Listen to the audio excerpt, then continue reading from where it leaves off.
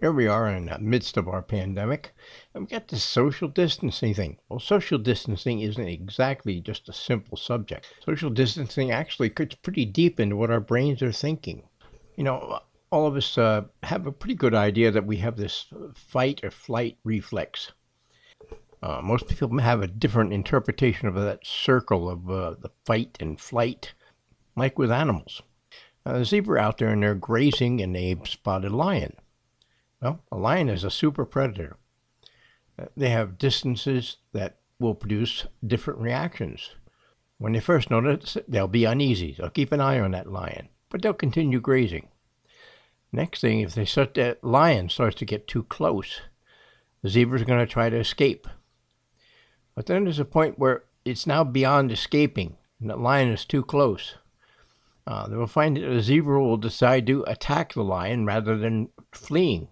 It's a strange balance that goes on in our minds. A strange balance that goes on with humans and animals. Some animals, there's this critical distance. You get too close, they play dead. They play dead and they hope it's going to work out for the best. Now we're here in this midst of this pandemic and all this social distancing. And mentally, there's this mix. The social distancing produces different reactions in your brain. Part of you, inbred from Mother Nature, wants to keep you safe. So the social distancing is, well, it's acceptable for a while because you want to stay safe. You want to be there for your family. You want to be there to enjoy tomorrow.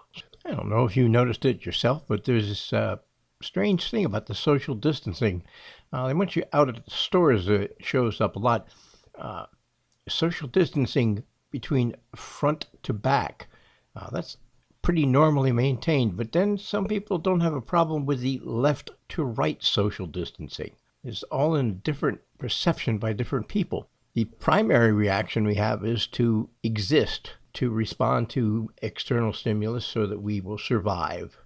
What we want to eat and thoughts of love and understanding, well, that's going to take a secondary position to keeping us safe. As humans, we depend a lot on our senses.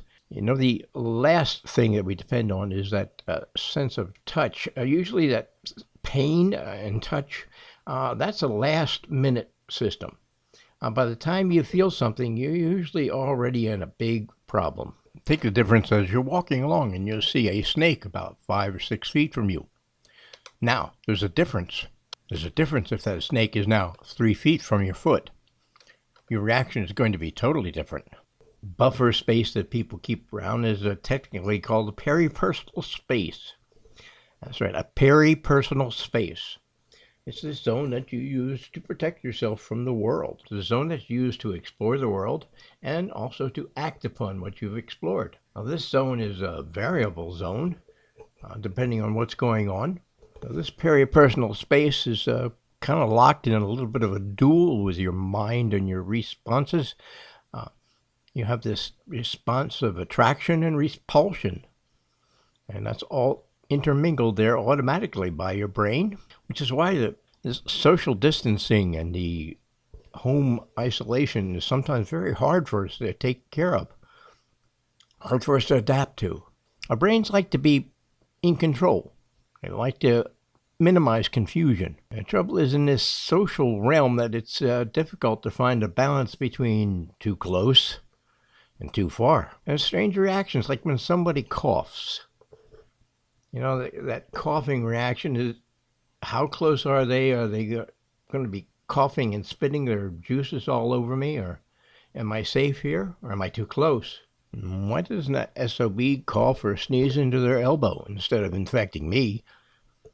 This is some of the things our brains are hacking out constantly, whether we want to or not. You got to think of our peripersonal space as kind of like a balloon that expands and contracts. It's not a clear-cut boundary for our brains, so it's changing all the time. All differ in our tolerances for this physical and emotional closeness or isolation. I'm sure if you look around when you're at the store, if you get a little too close to some people, they look at you with their eyes bulging because you've infringed upon their space, and others, it's just another day of shopping. Now, when you look at it deep down inside of it, you got to realize that allowing closeness requires trust. You have to Your mind is up there judging that they are decent, moral, they're good to be around. And your mind is there formulating this little balance between trust and caution. So here we are in our social distancing, a bundle of pluses and minuses, a bundle of emotions that entered our life that we hadn't had to deal with very much before. Anyway, thank you for taking your time to listen. Please like, subscribe, share with like-minded friends. Feel free to leave a comment. Thank you all. Take care.